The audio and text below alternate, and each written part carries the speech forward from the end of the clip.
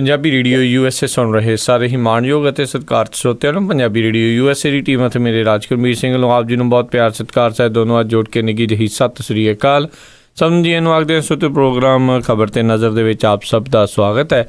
ਅੱਜ 5 ਮਾਰਚ ਦਿਨ ਸ਼ਨੀਚਰਵਾਰ ਦਾ ਸਵੇਰ ਦਾ ਪ੍ਰੋਗਰਾਮ ਖਬਰ ਤੇ ਨਜ਼ਰ ਪ੍ਰੋਗਰਾਮ ਦੇ ਵਿੱਚ ਜੁੜ ਰਹੇ ਨੇ ਸਾਡੇ ਨਾਲ ਮਲੋਟ ਸਟੂਡੀਓਜ਼ ਤੋਂ ਮਿੰਟੂ ਗੁਰੂਸਰੀਆ ਜੀ।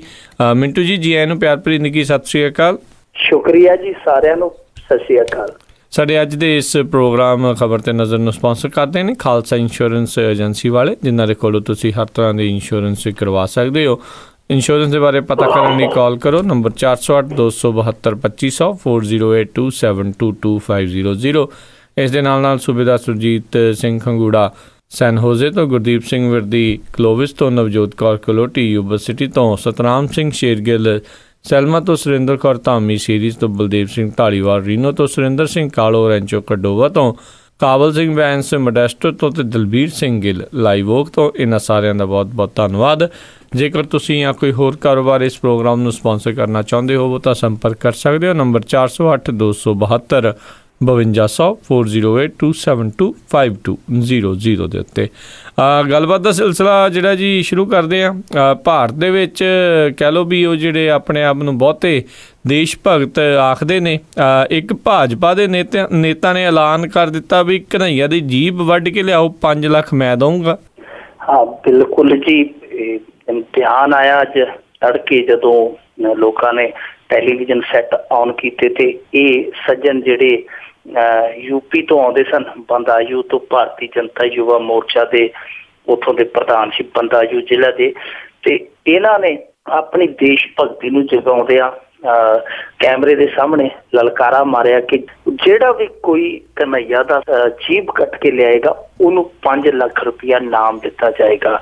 ਹੁਣ ਇੱਕ ਸਵਾਲ ਉੱਠਦਾ ਆ ਕਿ ਇਹ ਜਿਹੜੇ ਲੋਕ ਕਿਸੇ ਨੂੰ ਗੁਨਾਹ ਕਰਨ ਲਈ ਉਕਸਾਉਂਦੇ ਆ, ਹੁਣ ਦੇਖੋ ਜੇ ਅਸੀਂ ਕਿਸੇ ਨੂੰ ਕਹੀਏ ਕਿ ਉਹ ਫਲਾਣਾ ਜਾ ਕੇ ਕਤਲ ਕਰ ਦੇਵੇ ਫਲਾਣੇ ਦਾ, ਤੇ ਅਸੀਂ ਉਹਨੂੰ ਇੰਨਾ ਇਨਾਮ ਦੇਵਾਂਗੇ ਤੇ ਉਹ ਵੀ ਇੱਕ ਤਰ੍ਹਾਂ ਦੀ ਸੁਪਾਰੀ ਹੈ ਨਾ, ਕਿ ਅਸੀਂ ਸੁਪਾਰੀ ਦੇ ਰਹੇ ਹਾਂ ਅਗਲੇ ਨੂੰ, ਕਿਸੇ ਨੂੰ ਲਾਲਚ ਦੇ ਰਹੇ ਹਾਂ ਕਿ ਜਾ ਕੇ ਕਤਲ ਕਰ। ਸੋ ਇਹੋ ਜਿਹੇ ਬੰਦਿਆਂ ਨੂੰ ਨੱਥ ਪਾਉਣ ਦੀ ਲੋੜ ਹੈ। ਪਰ ਜਿਨ੍ਹਾਂ ਨੇ ਪਾਉਣੀ ਹੈ ਉਹ ਕੀ ਕਰਦੇ ਪਏ ਆ ਉਹਦਾ ਵੇਖੋ। ਇਸ ਬੰਦੇ ਨੂੰ ਤਾਂ ਜਿਹੜੇ ਬੰਦੇ ਨੇ ਜੀਭ ਕੱਟ ਕੇ ਇਨਾਮ ਦੇਣ ਦੀ ਗੱਲ ਕੀਤੀ, ਇਹਨੂੰ ਤੇ ਨਕਾਰਾ ਦੇ ਦਿੱਤਾ, ਜੀਭ ਤੇ ਮਿਲੀ ਨਹੀਂ, ਪਰ ਇਹਨੂੰ ਪਾਰਟੀ ਦਾ ਨੋਟਿਸ ਜ਼ਰੂਰ ਮਿਲ ਗਿਆ ਕਿ 6 ਸਾਲ ਲਈ ਤੂੰ ਪਾਰਟੀ ਦੇ ਵਿੱਚੋਂ ਮੁਅੱਤਲ ਆ। ਪਰ ਜਿਨ੍ਹਾਂ ਨੇ ਇਸ ਸਾਰੀਆਂ ਚੀਜ਼ਾਂ ਨੂੰ, ਸਾਰੇ ਘਟਨਾਕ੍ਰਮ ਨੂੰ ਸਮੇਟਣਾ ਹੈ, ਉਹ ਕੀ ਕਰਦੇ ਪਏ ਆ? ਉਹ ਅਮਿਤ ਸ਼ਾਹ ਕਹਿੰਦਾ ਕਿ ਭਾਜਪਾ ਨੇ ਜੋ ਵੀ ਕੀਤਾ ਹੁਣ ਤੱਕ ਰਾਸ਼ਟਰ ਭਗਤੀ ਲਈ ਉਹ ਕੀਤਾ, ਰਾਸ਼ਟਰ ਹਿੱਤ ਲਈ ਕੀਤਾ, ਚਾਹੇ ਉਹ ਐਮਰਜੈਂਸੀ ਦਾ ਵਿਰੋਧ ਸੀ, ਚਾਹੇ ਕਸ਼ਮੀਰ ਤੋਂ ਕੰਨਿਆ ਕੁਮਾਰੀ ਤੱਕ ਯਾਤਰਾ ਸੀਗੀ, ਚਾਹੇ ਰਾਮ ਮੰਦਿਰ ਦਾ ਮੁੱਦਾ ਸੀਗਾ। ਹੁਣ ਵੇਖੋ ਰਾਮ ਮੰਦਿਰ ਦਾ ਮੁੱਦਾ ਜਿਹੜਾ ਉਹ ਰਾਸ਼ਟਰ ਭਗਤੀ ਕਿਵੇਂ ਹੋ ਗਈ, ਕਿਉਂਕਿ ਜਦੋਂ ਬਾਬਰੀ ਮਸਜਿਦ ਦਾ ਮਸਲਾ ਉੱਠਿਆ ਉਸ ਤੋਂ ਬਾਅਦ ਕਰੀਬ 2000 ਜਾਨਾਂ ਗਈਆਂ ਬੰਬੇ ਦੇ ਵਿੱਚ। ਕੀ ਉਹ ਰਾਸ਼ਟਰ ਭਗਤੀ ਸੀ? ਘੱਟ ਗਿਣਤੀਆਂ ਦਾ ਉਦੋਂ ਵੀ ਸ਼ਿਕਾਰ ਹੋਇਆ ਕਿ ਉਹ ਰਾਸ਼ਟਰ ਭਗਤੀ ਸੀਗੀ। ਤੀਜੀ ਗੱਲ ਕਿ ਯੋਗੀ ਆਦਿੱਤਿਆਨਾਥ ਜਿਹੜਾ ਇਹਨਾਂ ਦਾ ਭਾਰਤੀ ਜਨਤਾ ਪਾਰਟੀ ਦਾ ਇੱਕ ਹੋਰ ਜ਼ਹਿਰ ਉਗਲਣ ਵਾਲਾ ਨੇਤਾ, ਜਿਹਨੇ ਮੈਨੂੰ ਲੱਗਦਾ ਸੰਸਦ ਦੇ ਵਿੱਚ ਅੱਜ ਤੱਕ ਕਦੇ ਸਵਾਲ ਨਹੀਂ ਪੁੱਛਿਆ, ਪਰ ਜਦੋਂ ਉਹ ਸੰਸਦ ਚੋਂ ਬਾਹਰ ਨਿਕਲਦਾ ਉਹ ਫਿਰ ਲਾਟਾਂ ਹੀ ਕੱਢਦਾ ਜਾਂਦਾ ਮੂੰਹ ਦੇ ਵਿੱਚੋਂ, ਉਹ ਜਿੱਦਾਂ ਅਨਾਰ ਹੀ ਕੇਰਦਾ ਜਾਂਦਾ ਜੀ। ਅੱਜ ਉਹਨੇ ਇੱਕ ਬਿਆਨ ਦਿੱਤਾ, ਕਹਿੰਦਾ ਕਿ ਅਸੀਂ JNU ਦੇ ਵਿੱਚ ਜਿਨਾਹ ਨਹੀਂ ਪੈਦਾ ਹੋਣ ਦਿਆਂਗੇ, ਜੇ ਪੈਦਾ ਹੋਏਗਾ ਅਸੀਂ ਉੱਥੇ ਦਫਨ ਕਰ ਦਿਆਂਗੇ। ਦੇਖੋ ਇਹ ਅਸਿੱਧੇ ਤੌਰ ਤੇ ਕਿਸ ਤੇ ਨਿਸ਼ਾਨਾ ਹੈ, ਕਿਹਦੇ ਤੇ ਨਿਸ਼ਾਨਾ ਹੈ, ਕਿਸ ਤਰ੍ਹਾਂ ਦੇ ਬਿਆਨ ਦਿੱਤੇ ਜਾ ਰਹੇ ਆ। ਪਰ ਇਸ ਯੋਗੀ ਆਦਿੱਤਿਆਨਾਥ ਨੂੰ ਅਸੀਂ ਆਨੇ ਆ ਕਿ ਜੇ ਤੂੰ ਦਫਨ ਵਾਲਾ ਕੰਮ ਸ਼ੁਰੂ ਕਰ ਹੀ ਦਿੱਤਾ ਹੈ ਤੇ ਇਹਦੀ ਸ਼ੁਰੂਆਤ ਹੈ ਜਿਹੜੀ ਉਹ ਆਪਦੇ ਘਰ ਤੋਂ ਕਰ, ਕਿਉਂਕਿ ਤੁਹਾਡਾ ਅਡਵਾਨੀ ਜਿਹੜਾ ਜਦੋਂ ਪਾਕਿਸਤਾਨ ਗਿਆ ਸੀਗਾ, ਜਿਹਨਾਂ ਦੀ ਮਜ਼ਾਰ ਤੇ ਜਾ ਕੇ ਫੁੱਲ ਚੜਾ ਕੇ ਆਇਆ ਸੀਗਾ, ਸੋ ਜੇ ਦਫਨ ਕਰਨਾ ਤੇ ਉਹਦੇ ਤੋਂ ਸ਼ੁਰੂ ਕਰੋ। ਦੇਸ਼ ਨੂੰ ਇਸ ਤਰ੍ਹਾਂ ਦੇ ਮਾਹੌਲ 'ਚ ਲਿਜਾ ਕੇ ਇੱਥੋਂ ਦੀ ਸਦਭਾਵਨਾ, ਇੱਥੋਂ ਦੀ ਏਕਤਾ, ਉਹਨੂੰ ਦਫਨ ਨਾ ਕਰੋ। ਜੀ ਜੀ ਬਿਲਕੁਲ ਜੀ, ਇਹ ਸਮਝਣ ਤਾਂ ਹੀ ਆ। ਪਰ ਦੇਖ ਲਓ ਜੀ, ਇਹ ਜਦੋਂ ਕਾਂਗਰਸ ਦੇ ਵੇਲੇ ਜਦੋਂ ਉਹਨਾਂ ਨੇ ਭੀੜ ਨੂੰ ਉਕਸਾਇਆ ਸੀ, ਉਦੋਂ ਜਦੋਂ ਸਿੱਖ ਕਤਲੇਆਮ ਹੋਇਆ ਸੀ ਉਹਨਾਂ ਨੂੰ ਵੀ ਜਿਹੜਾ ਕੁਛ ਨਹੀਂ ਹੋਇਆ, ਤਾਂ ਇਹਨਾਂ ਨੂੰ ਚਲੋ ਕਹਿਣ ਨੂੰ ਤਾਂ 6 ਸਾਲ ਲਈ ਕੱਢਤਾ ਆ, ਬਾਅਦ 'ਚ ਇਹਨਾਂ ਦੇ ਨਾਲ ਇਹਨਾਂ ਦੇ ਅੰਦਰ ਖਾਤੇ ਇੱਦਾਂ ਹੀ ਲਿੰਕ ਰਹਿਣੇ ਆ। ਅਗਲੀ ਜਿਹੜੀ ਆਪਾਂ ਗੱਲ ਕਰੀਏ, ਇੱਕ ਚੋਰ ਕਹਿੰਦੇ ਜੀ ਬੜਾ ਹੀ ਵੱਲਾ ਸੀਗਾ, ਜਹਾਜ਼ 'ਤੇ ਜਾਂਦਾ ਸੀਗਾ ਚੋਰੀ ਕਰਨ। ਇਦਾਂ ਦੇ ਚੋਰ ਜੀ ਬੜੇ ਘੱਟ ਮਿਲਦੇ ਵੈਸੇ ਪੰਜਾਬ ਦੇ ਵਿੱਚ, ਕੀ ਪੂਰੇ ਭਾਰਤ ਦੇ ਵਿੱਚ ਜੇ ਚਲੇ ਜਾਈਏ ਕੋਈ ਵਿਰਲਾ ਟਾਵਾਂ ਹੀ ਚੋਰ ਹੋਣਾ ਆ ਜਿਹੜਾ ਜਹਾਜ਼ ਤੇ ਚੋਰੀ ਕਰਨ ਜਾਵੇ। ਮੈਨੂੰ ਲੱਗਦਾ ਕਿ ਵਿਸ਼ਵ ਦੇ ਜਿਹੜੇ ਪੂਰੇ VIP ਚੋਰ ਹੋਣੇ ਆ ਉਹਨਾਂ ਦੀ ਕਲਾਸ ਦੇ ਵਿੱਚ ਆ ਗਿਆ ਕੋਈ ਭਾਰਤੀ ਚੋਰ। ਇਹ ਸਾਡੇ ਲਈ ਚੰਗੀ ਖਬਰ ਆ।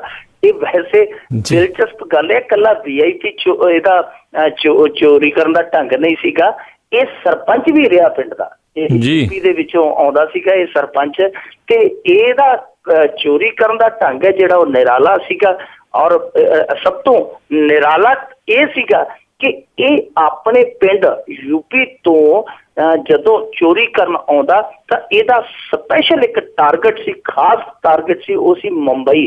ਔਰ ਇਹ ਉੱਥੋਂ ਯੂਪੀ ਦੇ ਵਿੱਚੋਂ ਫਲਾਈਟ ਤੇ ਚੜ੍ਹਦਾ, ਜਹਾਜ਼ ਤੇ ਚੜ੍ਹਦਾ ਤੇ ਉੱਥੇ ਆ ਕੇ ਫਿਰ ਇਹ ਆਪਣਾ ਜਿਹੜਾ ਚੋਰੀ ਕਰਨ ਦਾ ਇੱਕ ਨੁਕਤਾ ਸੀਗਾ ਉਹਨੂੰ ਅਪਣਾਉਂਦਾ। ਨੁਕਤਾ ਇਹਦਾ ਉਹ ਵੀ ਬੜਾ ਦਿਲਚਸਪ ਸੀਗਾ ਜੀ। ਇਹ ਬੈਲ ਡੋਰ ਹੁੰਦੀਆਂ ਜਿਹੜੀਆਂ ਡੋਰਬੈਲ, ਉਹਨਾਂ ਨੂੰ ਵਜਾਉਂਦਾ 1 ਵਜਾ ਕੇ ਅੱਗੇ ਚੱਲ ਜਾਂਦਾ, 1 ਵਜਾ ਕੇ ਅੱਗੇ ਚੱਲ ਜਾਂਦਾ। ਜਿਹੜੀ ਅੱਗੋਂ ਕੋਈ ਰਿਸਪੌਂਸ ਨਾ ਆਉਂਦਾ ਕਿਸੇ ਘਰ ਦੇ ਵਿੱਚੋਂ, ਫਿਰ ਉਹਨੂੰ ਪਤਾ ਲੱਗ ਜਾਂਦਾ ਕਿ ਘਰ ਖਾਲੀ ਹੈ, ਉੱਥੇ ਨਿਸ਼ਾਨਾ ਬਣਾ ਦਿੰਦਾ। ਇਸ ਤਰ੍ਹਾਂ ਇਹ ਨਿਸ਼ਾਨਾ ਬਣਾਉਂਦਾ ਸੀਗਾ।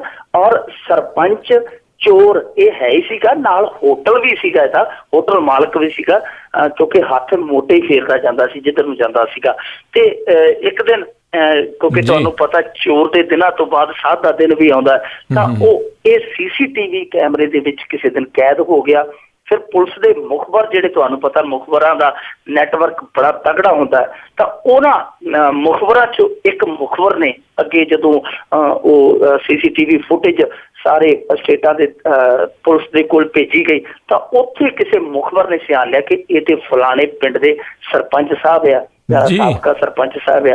ਤਾਂ ਫਿਰ ਸਾਬਕਾ ਸਰਪੰਚ ਸਾਹਿਬ ਨੂੰ ਉਸੇ ਜਹਾਜ਼ ਤੇ ਲਿਆਂਦਾ ਗਿਆ ਮੁੰਬਈ ਫੜ ਕੇ, ਜਿਹੜੇ ਜਹਾਜ਼ ਤੇ ਤੋਂ ਚੜ੍ਹ ਕੇ ਆਉਂਦਾ ਹੁੰਦਾ ਸੀ ਚੋਰੀ ਕਰਨ।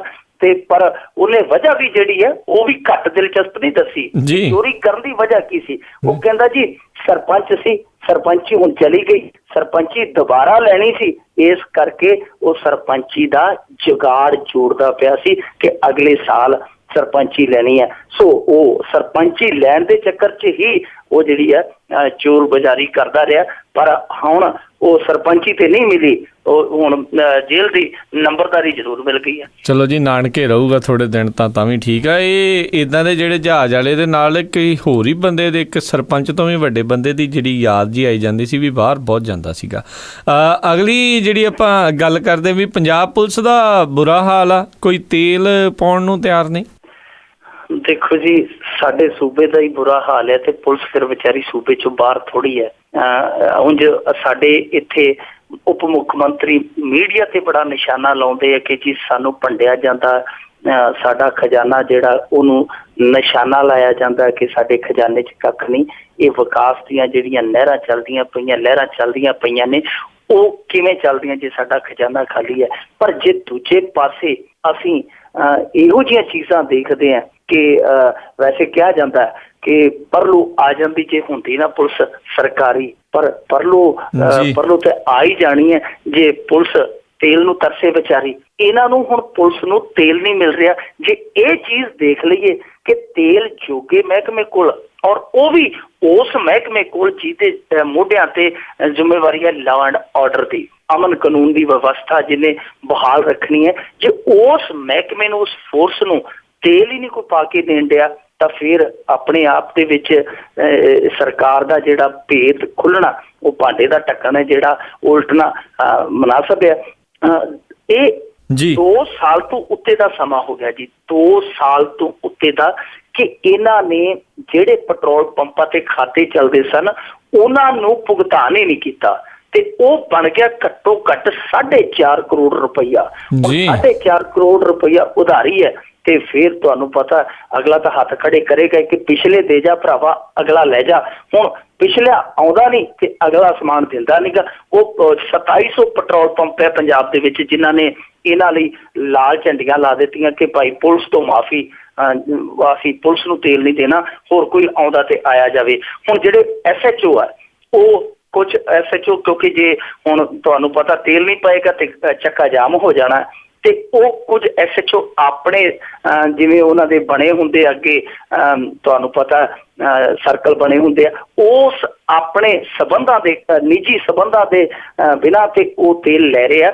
ਪਰ ਉਹ ਜਿਹੜੀ ਕਟੌਤੀ ਉਹ ਸਾਫ਼ ਤੌਰ ਤੇ ਦਿਖ ਰਹੀ ਹੈ। ਹੁਣ ਦੇਖੋ, ਇੱਕ ਜਿਹੜਾ PCR ਦਾ ਮੋਟਰਸਾਈਕਲ ਹੈ ਪੁਲਿਸ ਵਾਲਿਆਂ ਦਾ, ਉਹਨੂੰ ਸਿਰਫ ਇੱਕ ਦਿਨ ਦਾ 1 ਲੀਟਰ ਤੇਲ ਮਿਲਦਾ ਪਿਆ, ਤੇ ਜਦ ਕਿ ਜਿਹੜੇ 4 ਵੀਲਰ ਆ ਉਹ ਕਈ 4 ਵੀਲਰਸ ਲਈ ਸਿਰਫ 2 ਲੀਟਰ ਦਿਨ ਦਾ ਤੇਲ ਦਿੱਤਾ ਜਾ ਰਿਹਾ ਮਿਲ ਕੇ, ਕਿਉਂਕਿ ਕਟੌਤੀ ਕੀਤੀ ਜਾ ਰਹੀ ਹੈ। ਹੁਣ ਦੇਖੋ 2 ਲੀਟਰ ਜਿਹੜਾ 4 ਵੀਲਰ ਨੂੰ ਤੇਲ ਮਿਲਦਾ ਉਹ 15 ਕਿਲੋਮੀਟਰ ਹੀ ਜਾਏਗਾ, 15-20 ਕਿਲੋਮੀਟਰ ਜਾਏਗਾ। ਜੇ ਕੋਈ ਚੋਰ ਇਹਦੇ ਵਰਗਾ ਕੋਈ ਜਹਾਜ਼ ਤੇ ਚੜ੍ਹ ਕੇ ਭੱਜਣ ਵਾਲਾ ਹੋਇਆ ਤੇ ਫਿਰ ਪੰਜਾਬ ਪੁਲਿਸ ਤੇ ਵਿਚਾਰੀ ਰਹਿ ਜਾਏਗੀ 15-20 ਕਿਲੋਮੀਟਰ, ਉਹਨੂੰ ਟਾਟਾ ਕਰਕੇ ਮੁੜ ਆਏਗੀ ਕਿਉਂਕਿ ਉਹਦਾ ਤੇਲ ਨਹੀਂ ਹੋਣਾ।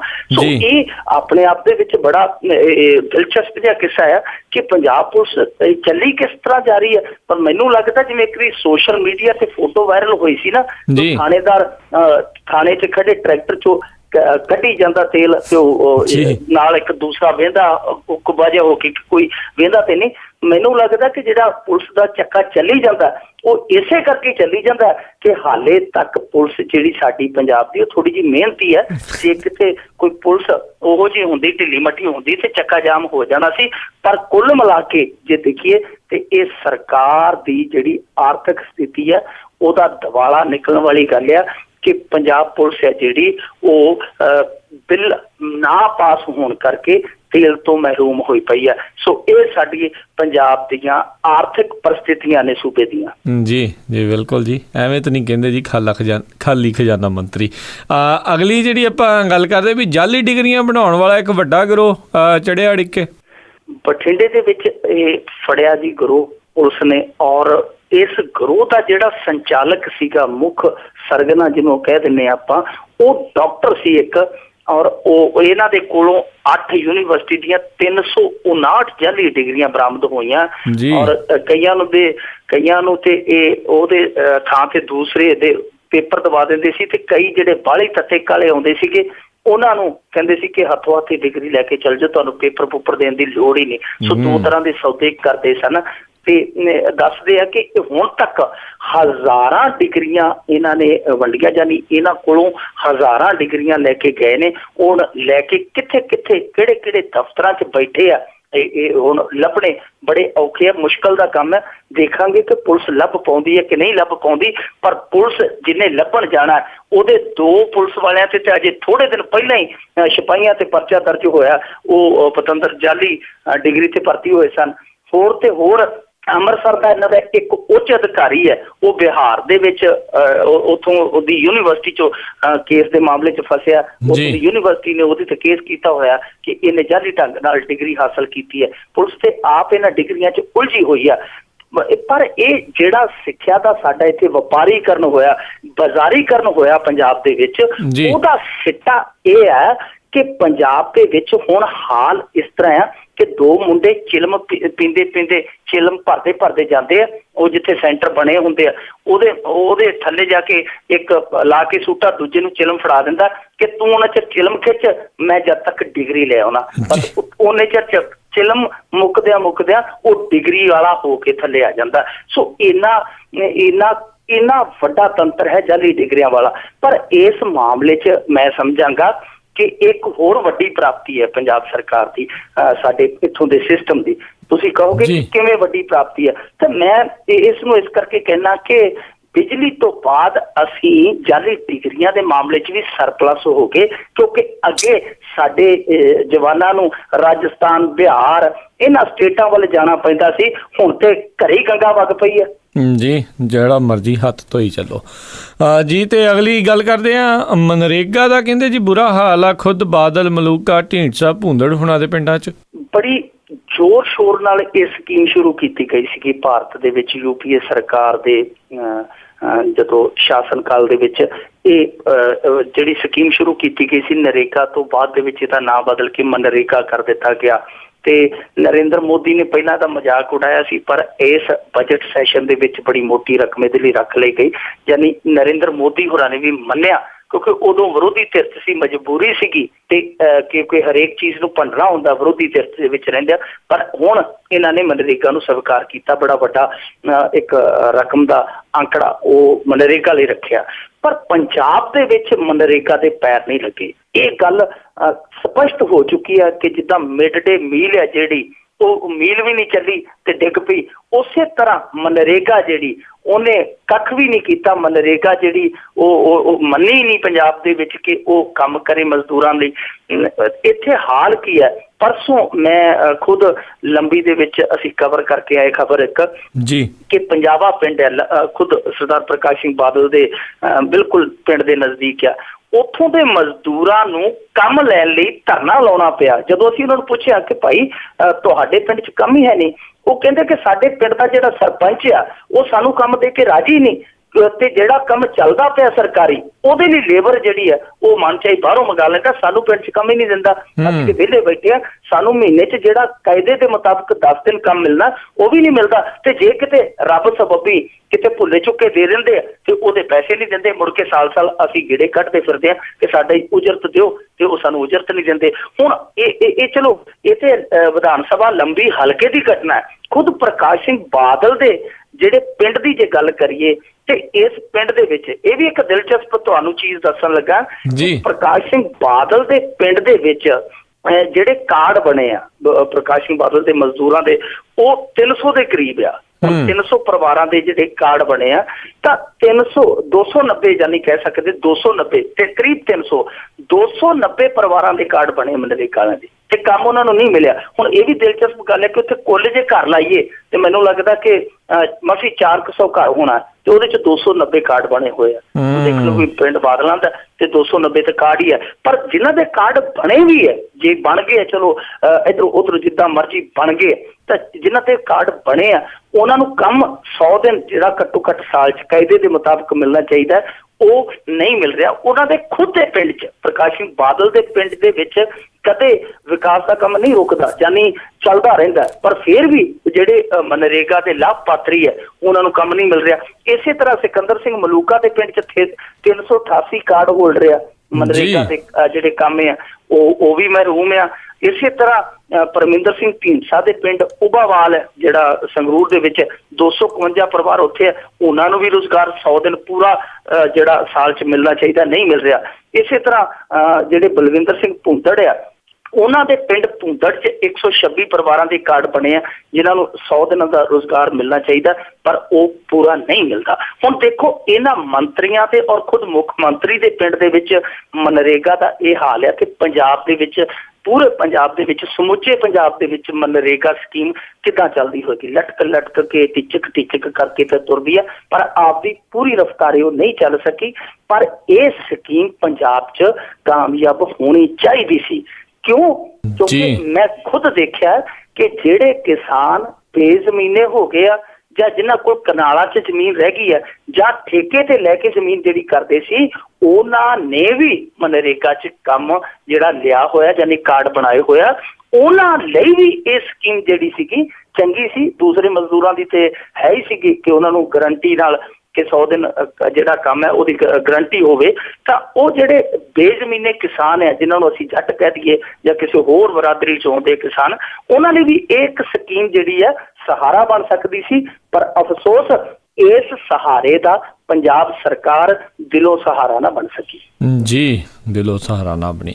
ਅਤੇ ਅਗਲੀ ਜਿਹੜੀ ਆਪਾਂ ਗੱਲ ਕਰੀਏ ਵੀ ਪੰਜਾਬੀ ਸੂਬਾ ਮੁਹਿੰਮ ਦੇ ਵਿੱਚ ਸ਼ਾਮਿਲ ਲੋਕਾਂ ਦੀ ਪੈਨਸ਼ਨ ਨੂੰ ਹਾਈ ਕੋਰਟ ਦੇ ਵਿੱਚ ਚੁਣੌਤੀ ਹੈ। ਇਹ ਜਿਹੜੀ ਮੁਹਿੰਮ ਸੀ ਪੰਜਾਬੀ ਸੂਬਾ ਮੁਹਿੰਮ, ਇਹ 1955 ਤੋਂ ਬਾਅਦ ਜਦੋਂ ਭਾਸ਼ਾਈ ਜਿਹੜੇ ਭਾਸ਼ਾ ਦੇ ਆਧਾਰ ਤੇ ਸੂਬੇ ਬਣਨ ਦਾ ਐਲਾਨ ਹੋਇਆ ਤੇ ਪੰਜਾਬ ਨੂੰ ਜਿਹੜਾ ਵਾਅਦਾ ਦਿੱਤਾ ਗਿਆ ਸੀਗਾ, ਤੇ ਉਸ ਵਾਅਦੇ ਤੋਂ ਜਦੋਂ ਕੇਂਦਰ ਉਦੋਂ ਦੀ ਭੱਜ ਗਈ ਨਹਿਰੂ ਸਰਕਾਰ, ਜੋ ਉਸ ਤੋਂ ਬਾਅਦ ਅੰਦੋਲਨਾਂ ਦਾ ਸਿਲਸਿਲਾ ਚੱਲਿਆ, 1966 ਤੱਕ ਮੋਰਚੇ ਲੱਗੇ, ਬਹੁਤ ਕੁਝ ਹੋਇਆ। ਹਾਲਾਂਕਿ ਇਹ ਵੀ ਦਿਲਚਸਪ ਕਹਾਣੀ ਹੈ ਕਿ ਜਦੋਂ ਪਹਿਲਾਂ ਤਾਂ ਇਹਨਾਂ ਨੇ ਵਾਅਦਾ ਕੀਤਾ ਸੀ ਕਿ ਅਸੀਂ ਭਾਸ਼ਾ ਦੇ ਆਧਾਰ ਤੇ, ਪਹਿਲ ਦੇ ਆਧਾਰ ਤੇ ਪੰਜਾਬ ਨੂੰ ਜੇ ਸੂਬਾ ਬਣਾਵਾਂਗੇ, ਤੇ ਜਦੋਂ ਇਹ ਸਰਕਾਰ 'ਚ ਆ ਗਈ, ਇਸੇ ਨਹਿਰੂ ਨੇ ਉੱਥੇ ਸਦਨ ਦੇ ਵਿੱਚ ਖੜ ਕੇ ਕਿਹਾ ਸੀਗਾ ਕਿ ਜੇ ਇਹਨਾਂ ਨੇ ਪੰਜਾਬ ਲੈਣਾ ਤੇ ਪਾਕਿਸਤਾਨ 'ਚ ਜਾਣ, ਇਹਨਾਂ ਦਾ ਪੰਜਾਬ ਉੱਥੇ ਰਹਿ ਗਿਆ। ਕਿੱਥੇ ਨਹਿਰੂ ਇਹਨਾਂ ਨੂੰ ਨਾਲ ਜੱਫੀਆਂ ਪਾਈ ਫਿਰਦਾ ਸੀ ਤੇ ਕਿੱਥੇ ਉਹਨੇ ਇਹ ਗੱਲ ਕਹਿ ਦਿੱਤੀ ਸੀ। ਸੋ ਉਹ ਉਸ ਅੰਦੋਲਨ 'ਚ ਜਿਨ੍ਹਾਂ ਲੋਕਾਂ ਨੇ ਹਿੱਸਾ ਲਿਆ ਸੀਗਾ ਉਸ ਸਮੇਂ, ਜਿਨ੍ਹਾਂ ਨੇ ਇਸ ਮੁਹਿੰਮ 'ਚ ਸ਼ਿਰਕਤ ਕੀਤੀ ਸੀ, ਉਹਨਾਂ ਲਈ ਪੰਜਾਬ ਸਰਕਾਰ ਨੇ ਸਕੀਮ ਬਣਾਈ ਕਿ ਭਾਈ ਜਿਹਨੇ ਉਸ ਦੌਰ ਦੇ ਵਿੱਚ ਇਹ ਸ਼ਮੂਲੀਅਤ ਕੀਤੀ ਹੈ ਉਹਨੂੰ 1000 ਰੁਪਇਆ ਅਸੀਂ ਦੇਵਾਂਗੇ ਪੈਨਸ਼ਨ। ਜਿਹੜਾ ਬੰਦਾ ਹੁਣ ਨਹੀਂ ਰਿਹਾ ਸੰਸਾਰ ਦੇ ਵਿੱਚ, ਫੌਤ ਹੋ ਗਿਆ, ਉਹਨੂੰ ਅਸੀਂ ਉਹਦੇ ਟੱਬਰ ਨੂੰ ਉਹਦੀ ਥਾਂ ਤੇ ਪੈਨਸ਼ਨ ਦੇਵਾਂਗੇ। ਸੋ ਬੜੀ ਖੁਸ਼ੀ ਹੋਈ ਲੋਕਾਂ ਦੇ ਵਿੱਚ। ਪਰ ਹੋਇਆ ਕਿ ਜਿਹੜੇ ਤਾਂ ਨੇੜੇ ਜਥੇਦਾਰ ਦੇ ਇੱਧਰਲੇ ਉਧਰਲੇ ਅੰਗੀ ਸੰਗੀ ਸੀਗੇ ਜਾਣ ਪਛਾਣ ਚੋਂ, ਉਹਨਾਂ ਲਈ ਤੇ ਬਹੁਤ ਸੌਖਾ ਸੀਗਾ। ਤੇ ਜਿਹੜਾ ਕੋਈ ਵਿਚਾਰਾ ਡਿੱਗਿਆ ਥਿੜਕਿਆ ਸੀਗਾ, ਜੇ ਉਹ ਪੈਨਸ਼ਨ ਲਵਾਉਣ ਗਿਆ ਤੇ ਉਹਨੂੰ ਕਿਹਾ ਗਿਆ ਕਿ ਭਾਈ ਰਿਕਾਰਡ ਕੱਢ ਕੇ ਲਿਆ ਜਦੋਂ ਤੂੰ ਜੇਲ੍ਹ 'ਚ ਰਿਹਾ ਸੀਗਾ, ਕਿਉਂਕਿ ਉਸ ਸਮੇਂ ਮੋਰਚੇ ਲੱਗੇ, ਜੇਲ੍ਹਾਂ 'ਚ ਗਏ। ਹੁਣ ਦੇਖੋ ਸਾਡੇ ਜੇਲ੍ਹ ਮਹਿਕਮੇ ਦੀਆਂ ਤਾਂ ਇਹੋ ਜਿਹੀਆਂ ਕਰਤੂਤਾਂ ਕਿ ਜੇ ਕੋਈ ਹਫ਼ਤਾ ਉੱਥੇ ਰਹਿ ਕੇ 5 ਦਿਨਾਂ ਬਾਅਦ ਜਾਵੇ ਕਿ ਮੈਨੂੰ ਕੈਦ ਦਾ ਸਰਟੀਫਿਕੇਟ ਦੇ ਦਿਓ, ਤੇ ਉਹ ਕਹਿ ਦਿੰਦੇ ਆ ਕਿ ਦੇ ਖਰਚਾ ਬਣਾ ਦਿੰਦੇ ਆ ਪਰਚਾ। ਉਹ 5 ਦਿਨਾਂ ਬਾਅਦ ਨਹੀਂ ਮੰਨਦੇ। ਤੇ ਜਿਹੜੇ 1966 ਵੇਲੇ ਦਾ ਰਿਕਾਰਡ ਕੱਟ ਕੇ ਬਜ਼ੁਰਗਾਂ ਦੇ ਹੱਥ ਤੇ ਕਦੋਂ ਰੱਖਣਗੇ? ਸੋ ਉਦੋਂ ਵੀ ਬੜੀ ਅੜਚਨ ਪਈ। ਚਲੋ ਜੀ, ਅੱਧੇ ਪਚੱਧੇ ਉਦੋਂ ਹੀ ਰਹਿ ਗਏ ਕਿ ਰਿਕਾਰਡ ਅਸੀਂ ਇਹਦਾ ਪੁਰਾਣਾ ਕਿੱਥੋਂ ਲਿਆਈਏ। ਪਰ ਜਿਹੜਾ ਇਹਨਾਂ ਦਾ ਆਪਣਾ ਸੀਗਾ ਅਕਾਲੀਆਂ ਦਾ ਖਾਸ ਇੱਕ ਤਬਕਾ, ਉਹਨਾਂ ਲਈ ਰਾਹ ਖੋਲ੍ਹਿਆ ਗਿਆ। ਪਰ ਉਹਦੇ 'ਚ ਅੜਚਨ ਹੁਣ ਇਹ ਆਈ ਕਿ ਜਿਹੜੇ ਐਚ.ਸੀ. ਅਰੋੜਾ ਆ, ਸਮਾਜ ਸੇਵੀ ਵਕੀਲ ਨੇ, ਉਹਨਾਂ ਨੇ ਰਿਟ ਪਟੀਸ਼ਨ ਪਾ ਦਿੱਤੀ ਹਾਈ ਕੋਰਟ ਦੇ ਵਿੱਚ ਕਿ ਅਕਾਲੀ ਦਲ ਜੋ ਕਰ ਰਿਹਾ ਇਸ ਪੈਨਸ਼ਨ ਮੁਹਿੰਮ ਦੇ ਜ਼ਰੀਏ ਉਹ ਆਪਣਿਆਂ ਨੂੰ ਲਾਭ ਦੇ ਰਿਹਾ, ਜਾਨੀ ਅੰਨਾ ਵੰਡੇ ਸ਼ੀਰ ਨਹੀਂ ਮੁੜ ਆਪਣਿਆਂ ਨੂੰ। ਤਾਂ ਉਹ ਕਹਿੰਦੇ ਕਿ ਇਹ ਆਪਣਿਆਂ ਨੂੰ ਖੁਸ਼ ਕਰਨ ਦੀ ਕਵਾਇਦ ਹੈ, ਨਾ ਕਿ ਇਹ ਕੋਈ ਸਮਾਜਿਕ ਸੁਰੱਖਿਆ ਮਿਸ਼ਨ ਹੈ, ਕਿ ਨਾ ਕੋਈ ਸਮਾਜਿਕ ਭਲਾਈ ਦਾ ਕੰਮ ਆ। ਇਹ ਸਿਰਫ ਆਪਣੇ ਲੋਕਾਂ ਨੂੰ ਰਿਆਇਤ ਦੇਣ ਦਾ ਢੰਗ ਆ। ਔਰ ਮੈਨੂੰ ਲੱਗਦਾ ਕਿ ਕਿਤੇ ਨਾ ਕਿਤੇ ਹੋ ਵੀ ਰਿਹਾ ਸੀ ਕਿ ਬਹੁਤ ਘੱਟ ਲੋਕ ਆ ਜਿਹੜੇ ਹੁਣ ਉਸ ਦੌਰ ਦੇ ਵਿੱਚੋਂ ਬਚੇ ਆ, ਜਿਹੜੇ ਬਚੇ ਉਹਨਾਂ ਪੂਰਿਆਂ ਨੂੰ ਨਿਰਪੱਖ ਤੌਰ ਤੇ ਜਿਹੜਾ ਲਾਭ ਮਿਲਣਾ ਉਹ ਅਜੇ ਇਹਨਾਂ ਨੇ ਪਾਰਦਰਸ਼ੀ ਨਹੀਂ ਸੀ ਬਣਾਇਆ। ਔਰ ਕਿਸੇ ਵੀ ਸਕੀਮ 'ਚ ਲੈ ਲਈਏ, ਹੁਣ ਤੀਰਥ ਯਾਤਰਾ ਵੇਖ ਲਓ, ਉਹਦੀਆਂ ਪਰਸੋਂ ਦੀਆਂ ਜਿਹੜੀਆਂ ਸੰਗਰੂਰ ਤੋਂ ਟ੍ਰੇਨ ਰਵਾਨਾ ਹੋਈ, ਉਹਦੀਆਂ ਵੀਡੀਓ ਬਾਈਟਸ ਆਈਆਂ ਨੇ, ਪੱਤਰਕਾਰਾਂ ਨੇ ਬਾਈਟਸ ਲਈਆਂ ਨੇ ਜਾ ਕੇ। ਤੇ ਉਸ ਕੋਈ ਅਕਾਲੀ ਸਰਪੰਚ ਆ, ਕੋਈ ਪੰਚ ਆ, ਕੋਈ ਨੰਬਰਦਾਰ ਆ, ਕੋਈ ਜਥੇਦਾਰ ਦਾ ਰਿਸ਼ਤੇਦਾਰ ਆ, ਤੇ ਖੁਦ ਉਸ ਹਲਕੇ ਦਾ ਜਿਹੜਾ ਸ਼੍ਰੋਮਣੀ ਅਕਾਲੀ ਦਲ ਅੰਮ੍ਰਿਤਸਰ ਦਾ SGPC ਮੈਂਬਰ ਆ, ਉਹ ਕਹਿੰਦਾ ਕਿ ਸਾਨੂੰ ਤੇ ਇਹਨਾਂ ਨੇ ਸੁਨੇਹਾ ਵੀ ਨਹੀਂ ਘੱਲਿਆ ਕਿ ਅਸੀਂ ਸੰਗਤ ਤਿਆਰ ਕਰੀਏ। ਤੇ ਜਿਹੜੇ ਲੋਕ ਬਿਨਾਂ ਕਿਸੇ ਪਾਰਟੀ ਦੇ ਸਿਫਾਰਿਸ਼ ਤੋਂ ਉੱਥੇ ਚੜ੍ਹਨ ਗਏ, ਉਹ ਵਿਚਾਰੇ ਟ੍ਰੇਨ ਦਾ ਮੂੰਹ ਵੇਖ ਕੇ ਮੁੜ ਆਏ, ਉਹਨਾਂ ਨੂੰ ਜਗ੍ਹਾ ਹੀ ਨਹੀਂ ਮਿਲੀ, ਕਿਉਂਕਿ ਉੱਥੇ ਵਿੱਚ ਜਿਹੜਾ ਸੀਗਾ ਆਪਣਾ ਹੀ ਲੋਂਗਲਾਣਾ ਬੈਠਾ ਸੀ ਇਹਨਾਂ ਦਾ। ਸੋ ਉਹ ਸਕੀਮ ਲੋਕਾਂ ਲਈ ਚਾਲੂ ਕੀਤੀ ਕਿ 90 ਕਰੋੜ 60 ਲੱਖ ਰੁਪਇਆ ਜਿਹੜਾ ਉਹ ਸਰਕਾਰੀ ਖਜ਼ਾਨੇ 'ਚ ਦਿੱਤਾ ਗਿਆ, ਪਰ ਜਗ੍ਹਾ ਉੱਥੇ ਹੈ ਜਿਹੜੀ ਲੋਕਾਂ ਨੂੰ ਨਹੀਂ ਮਿਲੀ। ਲੋਕਾਂ ਦੇ ਪੈਸਿਆਂ ਨਾਲ ਚੱਲੀ ਟ੍ਰੇਨ 'ਚ ਲੋਕ ਨਹੀਂ ਚੜ੍ਹ ਪਾ ਰਹੇ। ਇਸ ਤਰ੍ਹਾਂ ਵੀ ਹੈ। ਪਿੱਛੇ ਜੇ ਆਪਾਂ ਗੱਲ ਕੀਤੀ ਸੀ ਟਿਊਬਵੈਲ ਕਨੈਕਸ਼ਨਾਂ ਦੀ, ਕੋਟਾ ਰੱਖ ਦਿੱਤਾ ਜਥੇਦਾਰਾਂ ਦਾ, ਚੇਅਰਮੈਨਾਂ ਦਾ। ਹੁਣ ਜਿਨ੍ਹਾਂ ਨੇ ਇਹਨਾਂ ਨੂੰ ਵੋਟਾਂ ਨਹੀਂ ਪਾਈਆਂ, ਜੇ ਮੰਨ ਲਓ ਉਹ ਯੋਗ ਨੇ, ਉਹ ਉਸ ਚੀਜ਼ ਦੇ ਯੋਗ ਨੇ, ਉਸ ਹੱਕਦਾਰ ਨੇ ਉਸ ਚੀਜ਼ ਨੂੰ ਲੈਣ ਦੇ, ਪਰ ਕੀ ਇਹ ਜਥੇਦਾਰ ਉਹਨਾਂ ਨੂੰ ਕਨੈਕਸ਼ਨ ਫੜਾ ਦੇਣਗੇ ਕਿ ਤੁਸੀਂ ਲਾ ਲਓ, ਤੁਸੀਂ ਕਾਂਗਰਸੀ ਹੋ ਜਾਂ ਤੁਸੀਂ ਸਾਨੂੰ ਵੋਟ ਨਹੀਂ ਪਾਈ ਕਿਸੇ ਹੋਰ ਪਾਰਟੀ ਦੀ? ਕਦੇ ਨਹੀਂ। ਇਹ ਕਹਿਣਗੇ ਕਿ ਉਹਨੂੰ ਦਿਆਂਗੇ ਜਿਹਨੇ ਸਾਨੂੰ ਵੋਟ ਪਾਈ ਹੈ ਜਾਂ ਜਿਹਨੇ ਸਾਡੇ ਮੇਜ਼ ਝਾੜੇ ਆ। ਬਿਲਕੁਲ ਜੀ, ਬਿਲਕੁਲ। ਐਡਾ ਬੁਰਾ ਹਾਲ ਜਿਹੜਾ ਜੀ ਹੋਈ ਜਾਂਦਾ। 1500 ਦੇ ਕਰੀਬ ਸਰਪੰਚ ਕਿਹਾ ਜਾਂਦਾ ਪੰਜਾਬ 'ਚ ਅੰਗੂਠਾ ਛਾਪ ਇਹ ਹੋਣੀ ਹੈ ਜੀ ਸਾਡੇ ਪੰਜਾਬ ਦੀ। ਇਕੱਲੇ 1500 ਸਰਪੰਚ ਜਿਹੜੇ ਬਿਲਕੁਲ ਅਨਪੜ੍ਹ, ਉਹ ਹੀ ਨਹੀਂ, ਇੱਕ ਵੱਡੀ ਗਿਣਤੀ 1999 ਸਰਪੰਚ ਏਦਾਂ ਦੇ ਆ ਜਿਹੜੇ ਪ੍ਰਾਇਮਰੀ ਪਾਸ ਆ, ਯਾਨੀ ਹੁਣ ਲਾ ਲਈਏ ਕਿ ਅਨਪੜ੍ਹ ਜਿਹੜੇ 1500 ਦੇ ਕਰੀਬ ਆ, ਤੇ ਜਿਹੜੇ ਪ੍ਰਾਇਮਰੀ ਤੱਕ ਪੜ੍ਹੇ ਆ ਉਹ 2000 ਦੇ ਕਰੀਬ ਆ। ਹੁਣ ਜੇ ਪ੍ਰਾਇਮਰੀ ਤੇ ਅਨਪੜ੍ਹ 5ਵੀਂ ਤੱਕ ਪੜ੍ਹੇ ਤੇ ਅਨਪੜ੍ਹ ਦਾ ਜੇ ਲਾ ਲਈਏ ਤੇ ਕੋਈ ਬਹੁਤਾ ਪੈਂਡਾ ਨਹੀਂ ਬਣਦਾ, ਨੇੜੇ ਤੇੜੇ ਕਿਤੇ ਖੜੇ ਲੱਗਦੇ ਆ। ਇੱਕ ਨੂੰ ਬਸ ਇੰਨਾ ਕਿ ਉਹ ਮਾੜੇ ਮੋਟੇ ਜਿਹੜੇ ਸਾਈਨ ਕਰ ਸਕਦਾ ਤੇ ਦੂਜੇ ਨੇ ਫੜਾਕਦੇ ਨੇ ਅੰਗੂਠਾ ਥੱਪਣਾ ਹੁੰਦਾ। ਫਰਕ ਸਿਰਫ ਇੰਨਾ ਕੋਈ ਹੈ, ਕੋਈ ਬਹੁਤਾ ਨਹੀਂ ਹੈ। ਯਾਨੀ ਜੇ ਅਸੀਂ ਲਾ ਲਈਏ ਕਿ ਸਾਡੇ 3000-3500 ਸਰਪੰਚ ਏਦਾਂ ਦੇ ਆ ਜਿਹੜਾ ਸਾਂਭੀ ਫਿਰਦੇ ਆ। ਤੇ ਜੇ ਗੱਲ ਕਰੀਏ ਕਿ ਪੜ੍ਹੇ ਲਿਖੇ, ਸਭ ਤੋਂ ਜ਼ਿਆਦਾ ਪੜ੍ਹੇ ਲਿਖੇ, ਤਾਂ ਉਹ ਮਹਿਜ਼ 163 ਸਰਪੰਚ ਆ ਜਿਹੜੇ ਪੋਸਟ ਗ੍ਰੈਜੂਏਟ ਆ, ਯਾਨੀ ਜਿਨ੍ਹਾਂ ਨੇ BA ਤੋਂ ਬਾਅਦ ਦੀ ਪੜ੍ਹਾਈ ਕੀਤੀ ਆ। ਉਹ ਸਿਰਫ ਪੰਜਾਬ ਦੇ ਵਿੱਚ 163 ਆ। ਸੋ ਹੁਣ ਜਿਹੜੀ ਇਸ ਤਰ੍ਹਾਂ ਦੀ ਇੱਕ ਅੰਕੜਿਆਂ ਦੀ ਗਿਣਤੀ ਹੈ ਜੇ ਇਹਨਾਂ ਸਰਪੰਚਾਂ ਦੀ, ਉਹ ਸਾਨੂੰ ਸੋਚਣ ਲਈ ਮਜਬੂਰ ਕਰਦੀ ਹੈ ਕਿ ਜਿਹੜੇ ਇੱਦਾਂ ਦੇ ਸਰਪੰਚ ਆ, ਅਨਪੜ੍ਹ ਹੈ ਜਾਂ ਘੱਟ ਪੜ੍ਹੇ ਲਿਖੇ ਆ, ਤਾਂ ਉਹ ਆਪਣੀਆਂ ਪੰਚਾਇਤਾਂ ਨੂੰ ਕਿਸ ਪੱਧਰ ਦਾ ਜਿਹੜਾ ਹੈ ਇੱਕ ਤਰ੍ਹਾਂ ਨਾਲ ਕਹਿ ਲਈਏ ਕਿ ਉਹਨਾਂ ਦਾ ਕਾਰਜਕਾਰ ਜਿਹੜਾ ਆ ਉਹ ਸੰਭਾਲਦੇ ਹੋਣਗੇ। ਸਪਸ਼ਟ ਹੈ ਕਿਉਂਕਿ ਇੱਕ ਸਰਪੰਚ ਮੈਂ ਇਸ ਤਰ੍ਹਾਂ ਦਾ ਦੇਖਿਆ ਆਪਣੇ ਇਸ ਪ੍ਰੋਫੈਸ਼ਨ ਦੇ ਵਿੱਚ, ਇਸ ਪੇਸ਼ੇ ਦੇ ਵਿੱਚ, ਸਾਡੇ ਲੰਬੀ ਹਲਕੇ ਦਾ ਹੀ, ਤਾਂ ਉਹ ਦਲਿਤ ਸੀਗਾ 70-75 ਸਾਲ ਦਾ, ਤੇ ਉਹਦੇ ਨਾਲ ਇਹ ਵਾਪਰਿਆ। ਉਹ ਕਹਿੰਦਾ ਜੀ ਕਿ ਮੇਰੇ ਕੋਲ ਤੇ ਆਉਂਦਾ ਸੀਗਾ ਸੈਕਟਰੀ, ਅੰਗੂਠਾ ਲਾ ਕੇ ਲੈ ਜਾਂਦਾ ਸੀਗਾ, ਆਉਂਦਾ ਸੀਗਾ ਜਿਹਨੇ ਮੈਨੂੰ ਬਣਾਇਆ ਸੀਗਾ, ਜਿਹੜੇ ਜ਼ਿਮੀਂਦਾਰ ਨੇ, ਉਹ ਆਉਂਦਾ ਸੀ ਅੰਗੂਠਾ ਲਾ ਕੇ ਲੈ ਜਾਂਦਾ ਸੀ। ਬਾਅਦ ਦੇ ਵਿੱਚ ਕਹਿੰਦਾ ਮੈਨੂੰ ਪਤਾ ਲੱਗਿਆ ਕਿ ਮੇਰੇ ਸਿਰ ਤੇ 17 ਲੱਖ ਰੁਪਈਆ ਪਿਆ ਖੜਾ ਗਵਨ ਦਾ। ਸੋ ਇਹੋ ਜਿਹੇ ਸਰਪੰਚਾਂ ਦੇ ਹਾਲ ਇਹੋ ਜਿਹੇ ਹੁੰਦੇ ਆ, ਤਾਂ ਇਹ ਇੱਕ ਚਿੰਤਾ ਦਾ ਵਿਸ਼ਾ ਹੈ। ਔਰ ਇੱਥੇ ਮੈਨੂੰ ਲੱਗਦਾ ਕਿ ਸਭ ਤੋਂ ਜ਼ਰੂਰੀ ਚੀਜ਼ ਇਹ ਆ ਕਿ ਕੰਡੀਸ਼ਨ ਜੇ ਅਸੀਂ ਰੱਖਾਂਗੇ ਤੇ ਸਾਡਾ ਹਾਲ ਹੋਣਾ ਹਰਿਆਣੇ ਵਰਗਾ। ਜੇ ਮੰਨ ਲਓ ਅਸੀਂ ਰੱਖ ਦਿੱਤੀ ਕੰਡੀਸ਼ਨ 8ਵੀਂ 10ਵੀਂ ਦੀ ਕਿ ਘੱਟੋ ਘੱਟ ਯੋਗਤਾ ਜਿਹੜੀ ਸਰਪੰਚ ਲਈ, ਜਿਵੇਂ ਐਤਕੀ ਹਰਿਆਣੇ ਨੇ ਰੱਖੀ ਹੈ 8ਵੀਂ 10ਵੀਂ, ਤੇ ਸਾਡੇ ਤੁਹਾਨੂੰ ਅੱਗੇ ਜਿਵੇਂ ਜਾਲੀ ਡਿਗਰੀਆਂ ਵਾਲੀ ਗੱਲ ਸੁਣਾਈ ਹੈ ਕਿ ਇੱਥੇ ਕਿਹੜਾ ਜਾਲੀ ਡਿਗਰੀਆਂ ਨਹੀਂ ਬਣਦੀਆਂ। ਜਿਵੇਂ ਹਰਿਆਣੇ ਦੇ ਵਿੱਚ ਰਾਤੋਂ ਰਾਤ ਜਿਹੜੇ ਉਹ ਚੌਧਰੀ ਸੀਗੇ, ਉਹ ਰਾਤੋਂ ਰਾਤ ਜਿਹੜੇ ਸੀ ਕੁਆਲੀਫਾਈਡ ਹੋ ਗਏ। ਬਠਿੰਡੇ ਇੱਕ ਸਕੂਲ ਨੇ ਥੱਬਿਆ ਮੂੰਹ ਹੀ ਜਿਹੜੇ ਉਧਰ ਨੂੰ ਸਰਟੀਫਿਕੇਟ ਘੱਲਤੇ।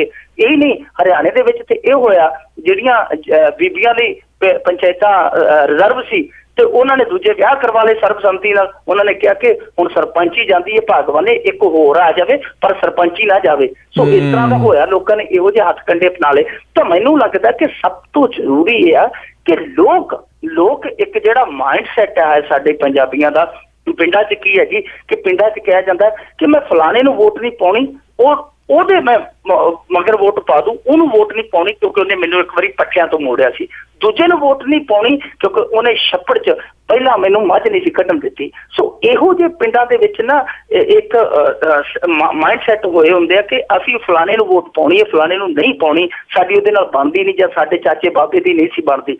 ਜਿੰਨਾ ਚਿਰ ਇਹਨਾਂ ਚੀਜ਼ਾਂ ਤੋਂ ਉੱਤੇ ਉੱਠ ਕੇ ਇਹ ਨਹੀਂ ਸੋਚਿਆ ਜਾਂਦਾ ਕਿ ਇਹ ਪਾਰਟੀ ਦੀ ਗੱਲ ਨਹੀਂ, ਪੰਚਾਇਤ ਨੂੰ ਅਗਵਾਈ ਦੇਣ ਵਾਲਾ ਅਸੀਂ ਵੇਖਣਾ ਕਿ ਉਹ ਕਿਰਦਾਰ ਪੱਖੋਂ ਕਿਸ ਤਰ੍ਹਾਂ ਦਾ ਹੈ, ਔਰ ਦੂਸਰਾ ਉਹਦੀ ਯੋਗਤਾ, ਅਗਵਾਈ ਕਰਨ ਦੀ ਯੋਗਤਾ ਕਿੱਥੇ ਕੁ ਖੜੀ, ਔਰ ਤੀਸਰਾ ਕਿ ਉਹਦਾ ਵਿਦਿਅਕ ਜਿਹੜਾ ਵਿਦਿਅਕ ਯੋਗਤਾ ਦਾ ਜਿਹੜਾ ਤਜਰਬਾ ਕਿੱਡਾ ਕੁ ਵੱਡਾ। ਜਿੰਨਾ ਚਿਰ ਅਸੀਂ ਇਹਨਾਂ ਚੀਜ਼ਾਂ ਨੂੰ ਮਾਪਦੇ ਨਹੀਂ, ਆਂਕਦੇ ਨਹੀਂ, ਅਸੀਂ ਪਾਰਟੀ ਦੇ ਆਧਾਰ ਤੇ ਵੋਟ ਪਾਤੀ, ਅਸੀਂ ਬਾਬੇ ਦੀ ਪੱਗ ਨੂੰ ਵੋਟ ਪਾਤੀ, ਅਸੀਂ ਤਾਏ ਦੇ ਮੁੱਛ ਨੂੰ ਵੋਟ ਪਾਤੀ, ਉਹਨਾਂ ਚਿਰ ਇਹੋ ਜਿਹੇ ਸਰਪੰਚ ਜਿਹੜੇ ਉਹ ਅੱਗੇ ਆਉਂਦੇ ਰਹਿਣਗੇ। ਔਰ ਸਾਡੇ ਪਿੰਡਾਂ ਦੇ ਵਿੱਚ ਸਭ ਤੋਂ ਜ਼ਿਆਦਾ ਬੇੜਾ ਗਰਕਣ ਦਾ ਕਾਰਨ ਇਹ ਹੈ ਕਿ ਯੋਗ ਪੰਚਾਇਤਾਂ ਸੀ, ਚੁਣੀਆਂ ਹਾਲੇ ਤੱਕ ਸਿੱਖੀਆਂ ਨਹੀਂ। ਜੀ ਬਿਲਕੁਲ। ਅਤੇ ਅਗਲੀ ਜਿਹੜੀ ਆਪਾਂ ਗੱਲ ਕਰੀਏ ਵੀ ਹਰਿਆਣੇ ਦੇ ਮੰਤਰੀ ਨੇ ਗੱਲ ਆਖੀ ਹੈ ਵੀ ਪਾਣੀ ਪੰਜਾਬ ਦੇ ਬਾਦਲ ਦਾ ਘਰ ਦਾ ਨਹੀਂ ਆ, ਹਰਿਆਣਾ ਪਾਣੀ ਲੈ ਕੇ ਹੀ ਰਹੂਗਾ। ਇਹ ਮੰਤਰੀ ਇਹਨਾਂ ਚੋਂ ਇੱਕ ਹੈਗਾ ਜੀ, ਅੰਬਾਲੇ ਤੋਂ ਆਉਂਦਾ ਹੈ, ਅਨਿਲ ਵਿਜ ਸਿਹਤ ਮੰਤਰੀ ਹੈ, ਔਰ ਉਹਦਾ ਪੰਗਾ ਪਿਆ ਹੀ ਰਹਿੰਦਾ ਕਿਤੇ ਨਾ ਕਿਤੇ। ਉਹਨੇ ਹੁਣ ਸਿੱਧਾ ਹੀ ਸਪੋਰਟ ਕਹਿ ਦਿੱਤਾ ਸਾਡੇ ਪੰਜਾਬ ਦੇ ਲੀਡਰਾਂ ਨੂੰ। ਇਹ ਤੇ ਕਹਿੰਦੇ ਜੀ ਪਾਣੀ ਦੀ ਬੂੰਦ ਨਹੀਂ ਦਿਆਂਗੇ, ਉਹ ਕਹਿੰਦੇ ਜੀ ਪਾਣੀ ਬਾਦਲ ਸਾਹਿਬ ਤੇ ਘਰ ਦਾ ਨਹੀਂ ਹੈ, ਪਾਣੀ ਅਸੀਂ ਲੈ ਕੇ ਰਹਾਂਗੇ। ਤਾਂ ਇਹਦਾ ਮਤਲਬ ਆ ਕਿ ਉਹ ਦੂਰ ਦੀ ਸੋਚਦੇ ਆ। ਅਸਲ ਦੇ ਵਿੱਚ ਇਹ ਹਰਿਆਣੇ ਵਾਲਿਆਂ ਨੇ ਇਹ ਮੁੱਦਾ ਉਠਾਇਆ ਹੀ ਉਦੋਂ ਜਦੋਂ ਉਹ ਜਾਟ ਅੰਦੋਲਨ ਦੇ ਵਿੱਚ ਪੂਰੀ ਤਰ੍ਹਾਂ ਘਿਰ ਗਏ, ਪੂਰੀ ਤਰ੍ਹਾਂ ਬੈਕਫੁੱਟ ਤੇ ਆ ਗਏ, ਬੜੀ ਆਲੋਚਨਾ ਦਾ ਸ਼ਿਕਾਰ ਹੋ ਗਏ ਸੀ। ਉਹਨਾਂ ਨੇ ਸਪੈਸ਼ਲ ਜਾ ਕੇ ਉਹਨਾਂ ਦਿਨਾਂ ਦੇ ਵਿੱਚ ਸੁਪਰੀਮ ਕੋਰਟ 'ਚ ਨਹੀਂ ਤੇ ਹਾਲੇ ਸ਼ਾਇਦ ਹੋਰ ਸਮਾਂ ਪੈ ਜਾਂਦਾ ਜਿੱਥੇ 12 ਸਾਲ ਪੈ ਗਏ ਸੀ, ਇਹਨਾਂ ਨੇ ਜਾ ਕੇ ਉੱਥੇ ਸਪੈਸ਼ਲ ਪਟੀਸ਼ਨ ਪਵਾ ਕੇ ਉਹਦੀ ਸੁਣਵਾਈ ਕਢਾਈ ਤਾਂ ਕਿ ਲੋਕਾਂ ਦੀ ਜਿਹੜੀ ਸੋਚ ਦੀ ਜਿਹੜੀ ਨੁਕਤੇ ਨਿਗਾਹ ਹੈ ਉਹਨੂੰ ਬਦਲਿਆ ਜਾਵੇ। ਜਿਵੇਂ ਸਿਆਸਤ ਦੀ ਹਮੇਸ਼ਾ ਰਣਨੀਤੀ ਰਹਿੰਦੀ ਹੈ ਕਿ ਲੋਕਾਂ ਦਾ ਜਿਹੜਾ ਧਿਆਨ ਕੇਂਦਰ ਹੈ ਉਹਨੂੰ ਡਾਇਵਰਟ ਕੀਤਾ ਜਾਵੇ, ਉਹਨਾਂ ਦੀ ਸੋਚ ਕਿਸੇ ਦੂਜੇ ਪਾਸੇ ਲਾਈ ਜਾਵੇ। ਸੋ ਇਹ ਹਰਿਆਣੇ ਨੇ ਕੀਤਾ ਔਰ ਹਰਿਆਣੇ ਨੇ ਉਹ ਕਰਕੇ ਸਫਲਤਾ ਵੀ ਲਈ ਹੈ। ਉਹਦੇ 'ਚ ਆਂਸ਼ਿਕ ਰੂਪ ਦੇ ਵਿੱਚ ਯਾਨੀ ਸ਼ੁਰੂਆਤੀ ਦੌਰ ਦੇ ਵਿੱਚ ਉਹਨਾਂ ਨੇ ਸਫਲਤਾ ਵੀ ਪ੍ਰਾਪਤ ਕੀਤੀ ਹੈ। ਸੋ ਉਹ ਹੁਣ ਬਿਆਨ ਦੇ ਕੇ ਜਿਹੜਾ ਉਹਨਾਂ ਨੇ ਕੰਮ ਰੰਭਿਆ ਉਸ ਕੰਮ ਨੂੰ ਸਿਰੇ ਚੜ੍ਹਨ ਦਾ ਕੰਮ ਕਰਦੇ ਪਏ। ਪਰ ਅਫਸੋਸ ਸਾਡੇ ਇੱਥੋਂ ਦੇ ਲੀਡਰ ਕੀ ਕਰ ਰਹੇ, ਉਹਨਾਂ ਦਾ ਦੇਖੋ, ਉਹ ਇਕਜੁੱਟ ਨੇ, ਚਾਹੇ ਉਹਨਾਂ ਦੇ ਵਿਰੋਧੀ ਦਲ ਤੋਂ ਪੁੱਛ ਲਓ, ਚਾਹੇ ਕਿਸੇ ਤੋਂ ਵੀ ਪੁੱਛ ਲਓ, ਉਹ ਕਹਿੰਦੇ ਜੀ ਪਾਣੀ ਤੇ ਹੱਕ ਸਾਡਾ ਬਣਦਾ। ਪਰ ਸਾਡੇ ਇੱਥੇ ਕੀ ਹੋ ਰਿਹਾ, ਕੋਈ ਆਪਦੀ ਗਲਤੀ ਮੰਨਣ ਨੂੰ ਤਿਆਰ ਨਹੀਂ ਹੈ, ਕੋਈ ਇਕਜੁੱਟ ਹੋਣ ਨੂੰ ਤਿਆਰ ਨਹੀਂ ਹੈ। ਭਾਜਪਾ ਵਾਲੇ ਹੁਣ ਭੱਜੇ ਫਿਰਦੇ ਰਾਜਨਾਥ ਸਿੰਘ ਕੋਲ ਕਿ ਤੁਸੀਂ ਐ ਕਰੋ ਜੀ, ਜਿਹੜਾ ਕੁਝ ਕਰਨਾ ਹੋਇਆ 2017 ਤੋਂ ਬਾਅਦ ਕਰਾਇਓ, ਇੱਕ ਵਾਰੀ ਸਮਾਂ ਲੰਘ ਜਾਣ ਦਿਓ। ਪਰ ਕੋਈ ਵੀ ਬੰਦਾ, ਸਾਡਾ ਕੋਈ ਵੀ ਸਿਆਸਤਦਾਨ ਇਹ ਚੀਜ਼ ਜਾ ਕੇ ਸਪਸ਼ਟ ਰੂਪ 'ਚ ਨਾ ਹੀ ਪ੍ਰਕਾਸ਼ ਸਿੰਘ ਬਾਦਲ 'ਚ ਇਹਨਾਂ ਦਾਮਿਆ ਕਿ ਉਹ ਸਿੱਧਾ ਕਹੇ ਕਿ ਅਸੀਂ ਪਾਣੀ ਦੇ ਮਾਲਕ ਹਾਂ, ਤੁਸੀਂ ਵੰਡ ਦਾ ਜਿਹੜਾ ਫੈਸਲਾ ਕਰਨਾ ਉਹ ਬਾਅਦ 'ਚ ਕਰਿਓ, ਪਹਿਲਾਂ ਮਾਲਕਾਨਾ ਹੱਕ ਦਾ ਸਾਡਾ ਫੈਸਲਾ ਕਰੋ ਜਿਹੜੇ ਅਸੀਂ ਕੇਸ ਪਾਏ ਹੋਇਆ। ਸੋ ਇਹ ਜਿਹੜੇ ਸਾਡੇ ਸਿਆਸਤਦਾਨ ਹੈ ਇਹ ਇਸ ਵੇਲੇ ਜਿਹੜੇ ਆ ਉਹ ਜਿਵੇਂ ਕਹਿ ਲਈਏ ਕਿ ਬਸ ਖੱਲ ਬਚਾਉਣ ਵਾਲੇ ਪਾਸੇ ਤੁਰੇ ਫਿਰਦੇ ਆ, ਪਰ ਉਹ ਜਿਹੜੇ ਆ ਉਹ ਖੱਲ ਲਾਉਣ ਵਾਲੇ ਪਾਸੇ ਆਏ ਹੋਏ। ਜੀ ਜੀ ਬਿਲਕੁਲ। ਅਤੇ ਜਾਂਦੇ ਜਾਂਦੇ ਆਪਾਂ ਗੱਲ ਕਰ ਲਈਏ ਸਰਕਾਰੀ ਸਕੂਲਾਂ ਨੂੰ ਜਲ ਸੈਸ ਦਾ ਬਿੱਲ ਜਿਹੜਾ ਜੀ ਉਹਨੇ ਲਿਆਂਦਾ ਜੀ ਮੁੜਕਾ। ਇਹ ਜਲ ਸੈਸ ਜਿਹੜਾ ਸੀਗਾ ਜੀ ਇਹ ਸਕੂਲਾਂ ਨੂੰ ਬਹੁਤ ਪੁਰਾਣਾ ਲਾਇਆ ਗਿਆ, ਯਾਨੀ ਕਈ ਸਕੂਲ ਜਿਹੜੇ ਸੀਗੇ ਉਹਨਾਂ ਨੂੰ ਇਹ ਜਿਹੜੇ ਬਿੱਲ ਆ ਗਏ 24 ਸਾਲ ਪੁਰਾਣੇ ਜੀ। ਉਹ ਸਾਡਾ ਜਿਹੜਾ ਪੰਜਾਬ ਪ੍ਰਦੂਸ਼ਣ ਕੰਟਰੋਲ ਬੋਰਡ ਆ ਉਹ ਅਚਾਨਕ ਨੀਂਦ ਚੋਂ ਜਾਗਿਆ ਕਿ ਭਾਈ ਜਲ ਸੈਸ ਲੈਣਾ ਸੀਗਾ ਸੀ ਤੇ ਸਕੂਲਾਂ ਕੋਲੋਂ ਉਹਨਾਂ ਨੇ ਬਿੱਲ ਭੇਜ ਦਿੱਤਾ ਤੇ 24 ਸਾਲ ਪੁਰਾਣੇ ਜਿਹੜੇ ਜਲ ਸੈਸ ਦੇ ਸੀਗੇ ਚਾਰਜਸ ਉਹ ਲਾ ਕੇ ਬਿੱਲ ਭੇਜ ਦਿੱਤੇ ਕਿ ਕਈ ਸਕੂਲ ਜਿਹੜੇ ਸਰਕਾਰੀ ਸੈਕੰਡਰੀ ਸਕੂਲ ਆ ਉਹ ਕਈਆਂ ਨੇ ਤਾਂ ਪੇ ਕਰ ਵੀ ਦਿੱਤੇ, ਅਦਾ ਕਰ ਵੀ ਦਿੱਤੇ, ਪਰ ਜਿਹੜੇ ਹੇਠਲੇ ਪੱਧਰ ਤੇ ਮਿਡਲ ਹੈ ਸਕੂਲ ਹੈ ਜਾਂ ਪ੍ਰਾਇਮਰੀ ਸਕੂਲ ਹੈ ਜਿਨ੍ਹਾਂ ਦੀ ਹਾਲਤ ਖਸਤਾ ਆ ਉਹ ਹੁਣ ਉਹਨਾਂ ਨੂੰ ਇਸ ਜਲ ਸੈਸ ਨੇ ਮੁੜਕਾ ਲਿਆਂਦਾ ਹੋਇਆ ਕਿ ਅਸੀਂ ਇਹ ਜੁਗਾੜ ਕਿੱਥੋਂ ਲਾਈਏ। ਪਰ ਹੈਰਾਨੀ ਦੀ ਗੱਲ ਇਹ ਹੈ ਕਿ ਇਹਨਾਂ ਦੇ ਵਿੱਚੋਂ ਕੁਝ ਸਕੂਲ ਇਹੋ ਜਿਹੇ ਆ ਜਿਹੜੇ 24 ਸਾਲਾਂ ਤੋਂ ਬਾਅਦ 'ਚ ਹੋਣ ਚਾਹੇ ਤੇ ਪਰ ਉਹਨਾਂ ਨੂੰ ਵੀ ਜਲ ਸੈਸ ਹੈ ਜਿਹੜਾ ਉਹਨੇ ਸਮੇਂ ਤੇ ਭੇਜ ਦਿੱਤਾ ਗਿਆ, ਯਾਨੀ ਉਦੋਂ ਸਕੂਲ ਹੀ ਨਹੀਂ ਸੀ ਬਣੇ ਜਿਹੜਾ ਉਹਨਾਂ ਨੂੰ ਜਲ ਸੈਸ ਲਾ ਕੇ ਭੇਜ ਦਿੱਤਾ ਗਿਆ। ਹੁਣ ਵੈਸੇ ਕਹੀ ਜਾਂਦੇ ਜੀ ਅਸੀਂ ਠੀਕ ਕਰ ਦਿਆਂਗੇ, ਉਹ ਕਰ ਦਿਆਂਗੇ, ਜੋ ਕਰ ਦਿਆਂਗੇ, ਪਰ ਹਾਸੋਹੀਣੀ ਜੀ ਗੱਲ ਹੈ ਕਿ 24 ਸਾਲਾਂ ਬਾਅਦ ਇਹਨਾਂ ਦਾ ਜਾਗਣਾ ਔਰ ਫਿਰ ਐਡਾ ਕੱਬਾ ਜਾਗਣਾ ਕਿ ਉਹ ਮੁੜਕਾ ਲਿਆਂਦਾ ਪਿਆ। ਵੈਸੇ ਸਰਕਾਰੀ ਸਕੂਲ ਤੇ ਅੱਗੇ ਹੀ ਤਰੜੇ ਪਏ, ਉਹਨਾਂ ਤੇ ਬੋਝ ਮਾਸਟਰਾਂ ਤੇ ਪਹਿਲਾਂ ਹੀ ਬੜਾ ਹੈ। ਜੇ ਜਲ ਸੈਸ ਦਾ ਲੱਗ ਗਿਆ ਤੇ ਮੈਨੂੰ ਲੱਗਦਾ ਉਹਨਾਂ ਨੂੰ ਜਲ ਉਂਝ ਹੀ ਨਹੀਂ ਲੰਘਣਾ ਕਿ ਅਸੀਂ ਇਹ ਨੌਕਰੀ ਕਰ ਰਹੇ ਹਾਂ ਜਾਂ ਚੰਦਾ ਇਕੱਠਾ ਕਰਨ ਦੀ ਡਿਊਟੀ ਨਿਭਾ ਰਹੇ ਹਾਂ। ਜੀ ਜੀ ਬਿਲਕੁਲ ਸਹੀ ਗੱਲ ਆ।